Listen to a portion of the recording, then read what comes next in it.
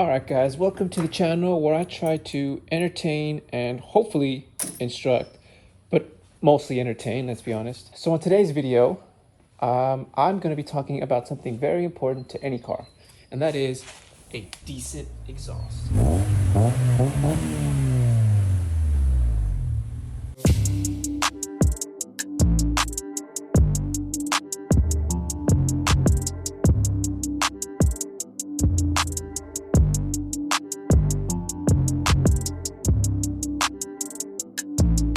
Now on this channel, all the upgrades done to the EG hatch are going to be tailored for somebody who doesn't want to spend too much money and also doesn't know or have a lot of experience working with cars. Now today's video, we're going to be talking about the exhaust system that is perfect for a hot hatchback. Now for the EG hatch, I decided to go with a Yonaka Catback exhaust for a number of reasons. Now I wanted something that wasn't expensive, something that I could install at home, and something that sounded great. Now after doing some research, I found that the Yonaka exhaust cost me, at the time, $300, which wasn't that bad. And then the videos on YouTube on how it sounds were perfect. It had everything that I wanted, and it said it was a full bolt-on. But for the hatchback, I'm gonna tell you right now, it's not. So, having known all of that, I ordered it because it was affordable, it sounded great, and it was a bolt-on, which meant I could install it at home. However, when it got here, I found out that it's not entirely a bolt-on, which I'll talk about that later on once I jack it up and show you guys what I'm talking about.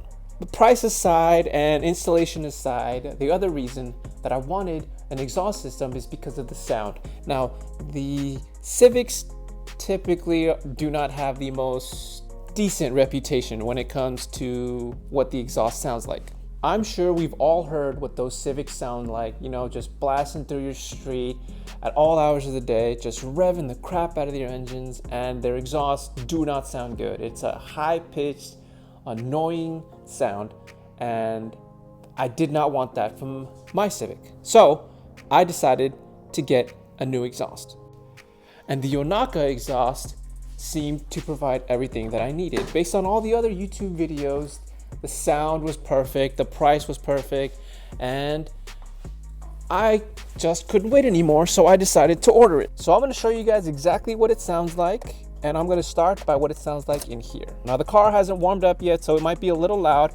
However, I want to show you guys what it sounds like when you're inside the car and everything is quiet. Now, you can't really tell the difference in here, at least when it warms up. For the most part, it sounds kind of stock with a little deeper hum.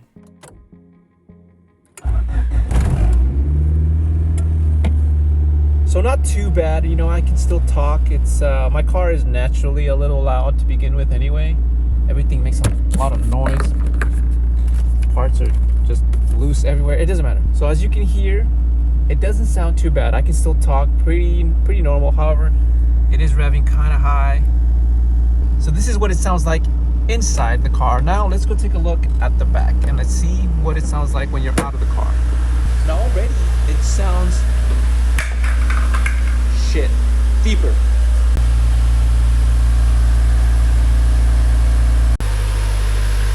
Now that's the audio you get with my mic disconnected. That's straight from the exhaust to the mic on the phone. So now that my car has warmed up a little bit, let's see.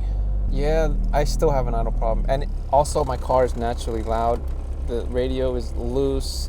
So is my AC display unit. So this is what it sounds like right now inside my car. It's pretty quiet. With the mic, I can't really tell if you guys can hear the exhaust or not, or if the sound of my rattly radio system here is too loud. Now let's hear when I rev it.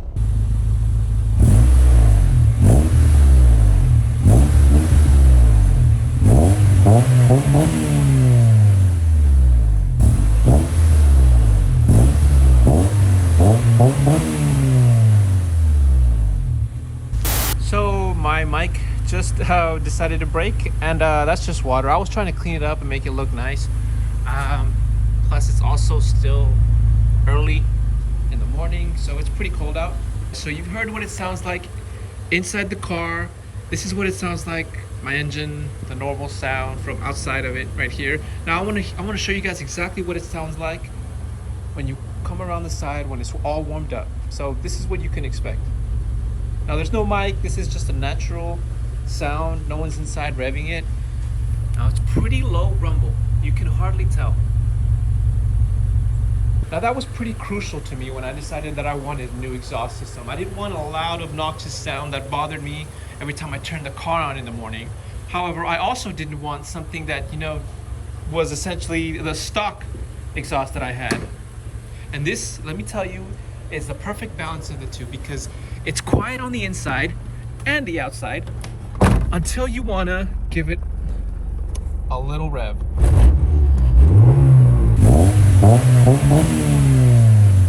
Alright guys, so now that I've showed you what it sounds like at idle and you know, with a couple revs, I think it's a good idea to take this bad girl out for a drive.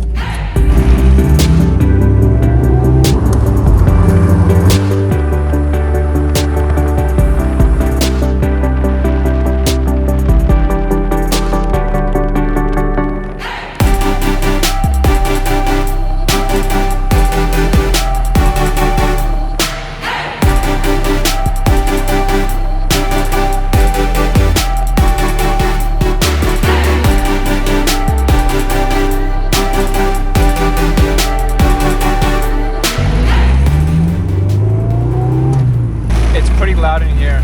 Look at that. You hear that? It's obnoxiously loud. There's no mic on because it broke. But it seems to be just pretty loud when I get on the gas. That door is... something is loose on that door. I don't know what it is. And then once we stop, that unit or my stereo, one of these two. That's my glove box. I gotta tell you, man, these Civics, they don't age well. The beauty is they do age though. You know, they never die. So we're back. It got dark on me pretty quick. So now I think it'll be a perfect time to tell you guys about the downfall or pitfalls or the cons about the Yonaka exhaust. Now they're not particularly bad ones, to be honest, but there's just stuff that I would have liked to know before I bought it. So in order for me to tell you a little bit more about it, I need to jack the car up so we can get a better view. The very noticeable thing is that it sticks out a little too much. This is a little more gap than I would like. I'd like a little more low profile look. So now we can get talking about the real problem, and that is it sits way too low. Right there you can see where the headers are, and the cat pretty much stays in line with it. So when I first ordered the part, it came in a big box and it came in 3 pieces. It came with this long piece, this S piece, and then the muffler at the rear. Unfortunately, when I tried to bolt it on myself, it didn't line up. One, because my stock cat was welded on. So since my stock cat had welds, I couldn't actually bolt on the new exhaust to anything because there was no holes to bolt anything to, you know? And that's not Yonaka's fault, you know, that's mine. I didn't check, I just wanted the Yonaka exhaust. So I don't really blame them for not being a bolt-on part, you know, that's my bad. However, I am not too pleased with the fact that this thing drags quite a bit. Look, I even dented it, I hit it already. Here we are, this is the S portion right here. Now, initially when I put this piece on, it dropped significantly low. That corner there was actually the lowest point in the entire exhaust. So what I did is I wrapped the exhaust in some heat shield, and then I wrapped the clamp around that so as to not damage it. However, after driving around for a couple months in it, I guess the heat shield gave out on me. Also, I didn't use, you know, enough. It was just a simple fix because I was gonna get this welded and done properly, but I have been lagging. Now the next crucial part I want to point out are these hooks. This is where the real problem lies. So the issue with these hooks are that they're not positioned properly. I'm pretty sure I've tried to do this multiple times where I've rotated them so the hooks are at the bottom and it still won't line up. And right now they're at the top because that's the only way that they'll actually bolt on properly. So after spending the $300 for what I thought was gonna be a bolt-on piece, after taking it to the shop and having them weld it, it turned out to be significantly more than the $300 bottom line I was expecting to pay. So after spending the $300 for my exhaust system, I had to dish out another $300 at a shop so that they could install it and properly weld it. However, they didn't do too well of a job and I still have the issue. So I have to take it in and hopefully get these forks aligned. I think that'll probably be the best solution. I don't know. Maybe one of you guys have had this issue before or have figured out a solution. Please let me know. I have no idea how. I'm just gonna take it into a shop and hopefully they can figure it out. I think it's a good idea to probably mention this right here. You see this triangle orientation there? I can't actually rotate it, so the flat portion has to sit at the top because those right there, that is my shift linkage. So if the orientation of these bolts were to change so that one of the bolts is at the top instead of both of them flush, they would actually hit my shift linkage. Ask me how I know that. When I installed it, I thought that was the right way to do it. Turns out, doing it that way basically eliminates shifting into second. First, I think it was fine, but once you try to shift into second, it's not there. You cannot shift there, which is exactly how I found out that this fork orientation is the only way that it fits on properly. Because if these forks were on the bottom, that would rotate the entire connection and put this bottom one at the top, and then that would hit my shift linkage. So there it is.